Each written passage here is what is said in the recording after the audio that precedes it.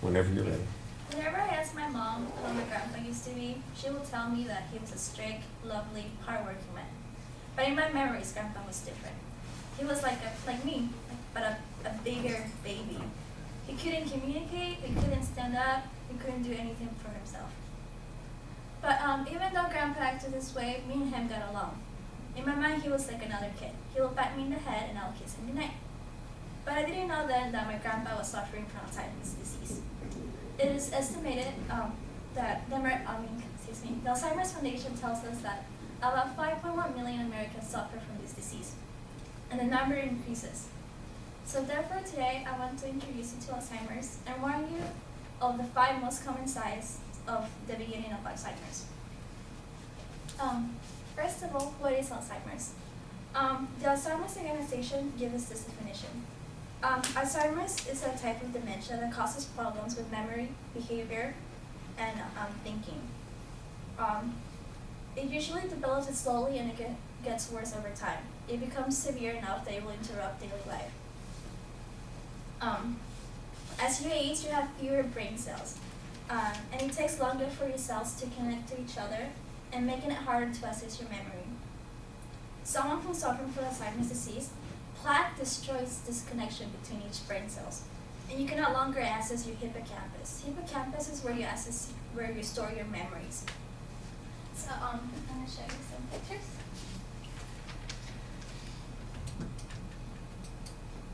So this is a brain cell called neurons. This is a healthy cell.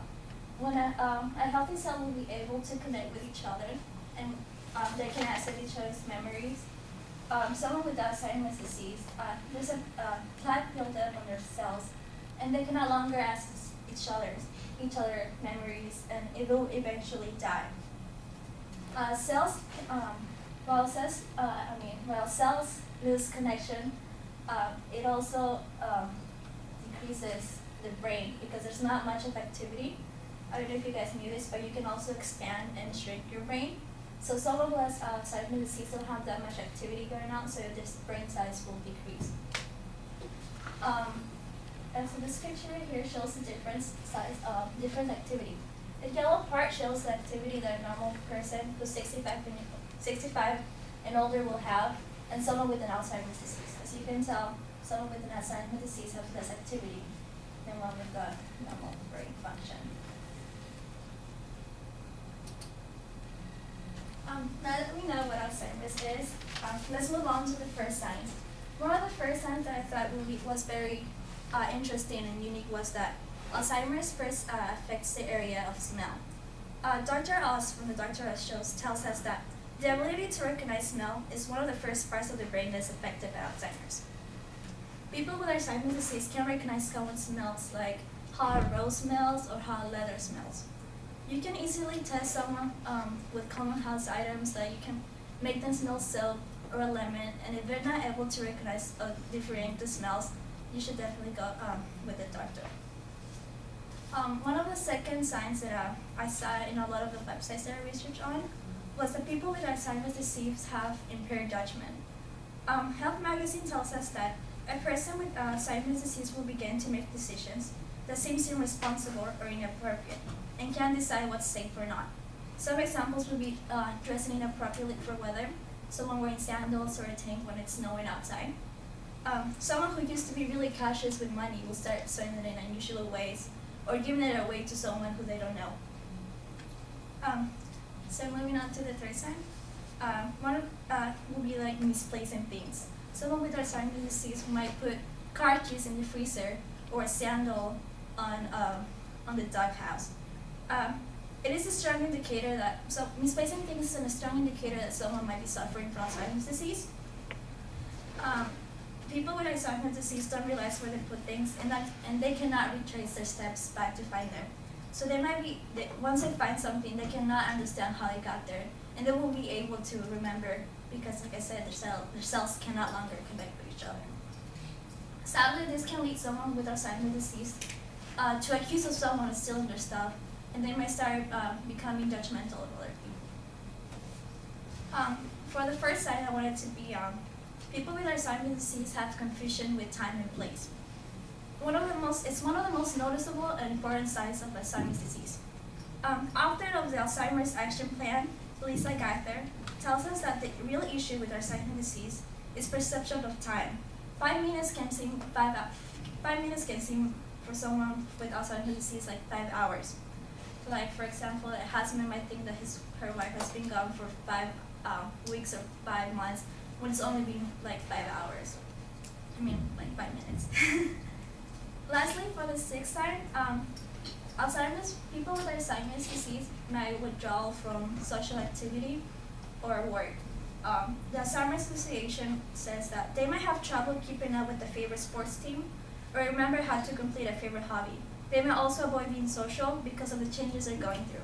Someone who used to be really good at playing cards or doing tricks might not be able to do them. Because someone who has a good cooking recipe that they did fine back in the day, they cannot do it again. That's also a really good indicator of Alzheimer's disease.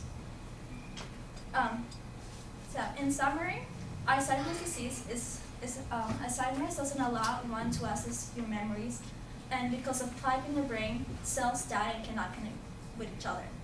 Someone with Alzheimer's disease cannot recognize simple smells like how a rose smells.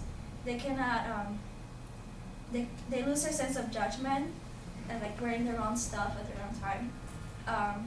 They can also misplace things, and they might get confused with time and places, and lastly, they might withdraw from society and work. Other signs will be like telling the story again and again, word by word, or not being able to communicate with someone because they cannot find the right word. I hope these five signs can help you detect the beginnings of Alzheimer's and help you understand what an Alzheimer's person is going through.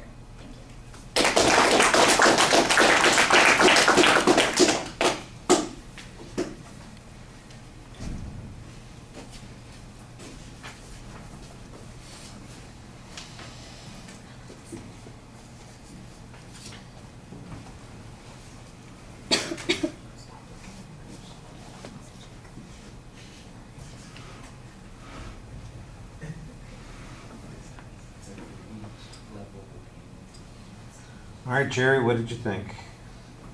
I thought her attention device was on point. It was really good. And then her transition into her purpose statement was clear, or her transitions throughout the whole speech were effective. The way you described the pictures and how you showed the difference, that was really helpful, and I think it did its job perfect.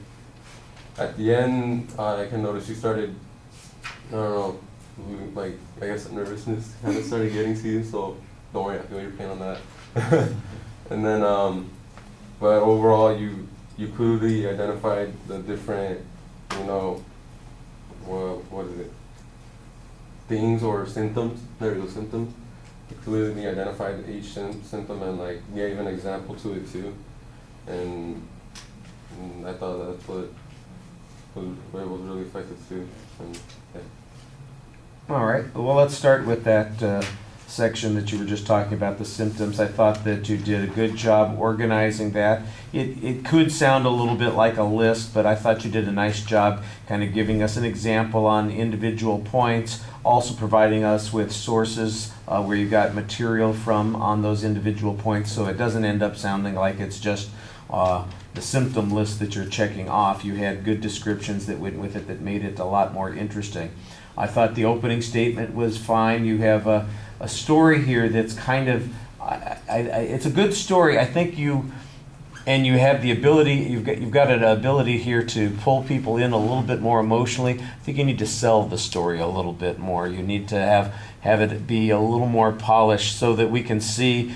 Like you said, you're talking to your mother about what her father was like before, and that's not the guy I dealt with. The guy I dealt with was, like an infant sometimes. He couldn't say things, he couldn't do things. It was so much problematic, and then you reveal the topic. I like the whole structure of it, but you need to tell the story in a little bit more personal way, and I think that would give us a bit more of a hook.